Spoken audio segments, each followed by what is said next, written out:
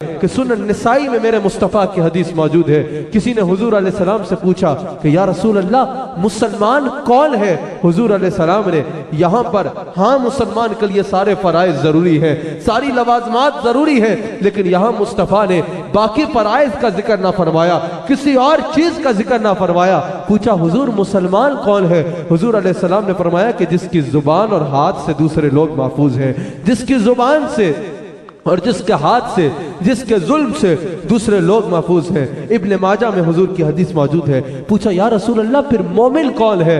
مومن کون ہے؟ حضور علیہ السلام نے فرمایا مومن وہ ہے کہ جس سے دوسروں کی جان محفوظ ہے، جس سے دوسروں کی عزت محفوظ ہے، جس سے دوسروں کا خون محفوظ ہے، اور جس سے دوسروں کا مال محفوظ ہے. حضور نے یہ نہیں فرمایا کہ جس سے مسلمانوں کی جان محفوظ ہے، جس سے مسلمانوں کی عزت محفوظ ہے، جس سے مسلمانوں کا خون محفوظ ہے.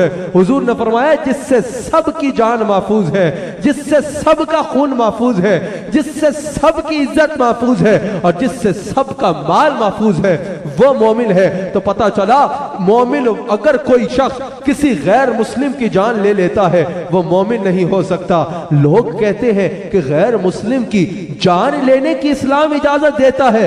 میرے مصطفیٰ تو فرماتے ہیں جو کسی کی عزت پر حملہ کرے وہ بھی مسلمان نہیں ہو سکتا، جو کسی کے مال پہ حملہ کرے وہ بھی مومن نہیں ہو سکتا، وہ بھی کامل مومن نہیں ہو سکتا.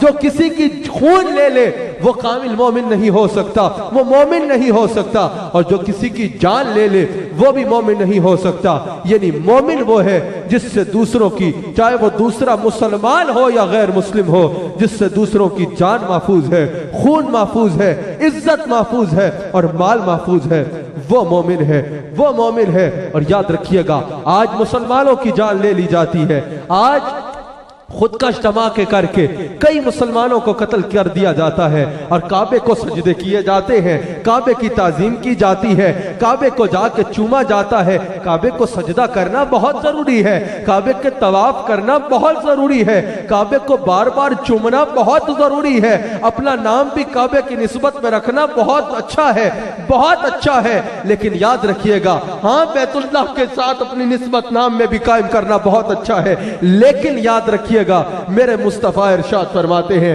میرے مصطفیٰ کریم ارشاد فرماتے ہیں، مصطفیٰ کعبے کا طواف کر رہے ہیں، طواف کرنے کے دوران کعبے کو مخاطب فرماتے ہیں اور فرماتے ہیں اے بیت اللہ تو بہت عظمتوں والا ہے، ہاں اے بیت اللہ تیری بہت عظمتیں ہیں، ہاں تجھے اللہ نے بہت حرمت دی ہے، ہاں تجھے اللہ نے بہت عزت دی ہے. لیکن میرے مصطفیٰ کعبۃ اللہ کو مخاطب کر کے کہتے ہیں کہ ایک مومن کی جان سے زیادہ تیری حرمت نہیں ہے، ایک مومن کی جان سے زیادہ تیری عزت نہیں ہے. کعبے کے سجدے کرنے والوں، کعبے کو چومنے والوں، کعبے کا طواف کرنے والوں، یہ یاد رکھنا میرے مصطفیٰ کہتے ہیں کہ ایک مومن کی جان کی قیمت کعبۃ اللہ سے زیادہ ہے، ایک مومن کی جان کی عظمت کعبۃ اللہ سے زیادہ ہے.